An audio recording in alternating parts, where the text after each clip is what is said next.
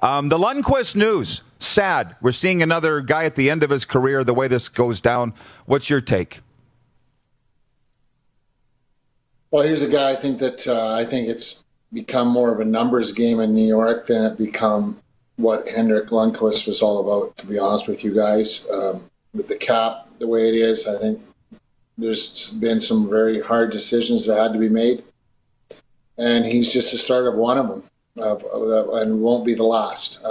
This guy still has game left on his resume. I think he's still got at least a year or two left, probably more so in the 40 to 45 game range. And I think with the way hockey is going to resume and how it's going to resume at some point is you're going to need two real good goalies to help you win games because there's going to be a lot of tight schedules. There's going to be for 3 and 4 nights and back-to-back nights, obviously. And he will land on his feet if he wants to somewhere, and he'll be a prominent part of somebody's team. No doubt. At 38, are you a believer, as am I, that you get better with age as a goaltender? And especially with a guy like that, I'm with you. He's going to play probably past 40. Do you feel that way, that you get better with age in the NHL? I think there are certain athletes that allow that to happen, Rod.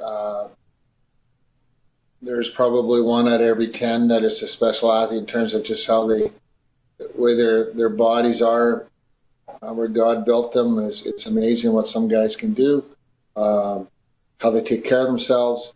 It also comes down to is have they been able to stay relatively healthy over their careers, and they've done things that they've had to do to make themselves be as limber and as physically fit as possible in terms of being able to maintain stress levels, physically more so than is probably mentally, to allow their bodies to cope and to adapt as we've moved along in this game. And I think Henrik is definitely one of those guys. Interesting. 7th-round pick initially back in 2005. Almost like the Tom Brady of goaltending, although he never won a championship, which is unfortunate. You're watching Rod Pedersen On Demand. For more of The Rod Pedersen Show, visit rodpedersen.com or follow Rod Pedersen on social media.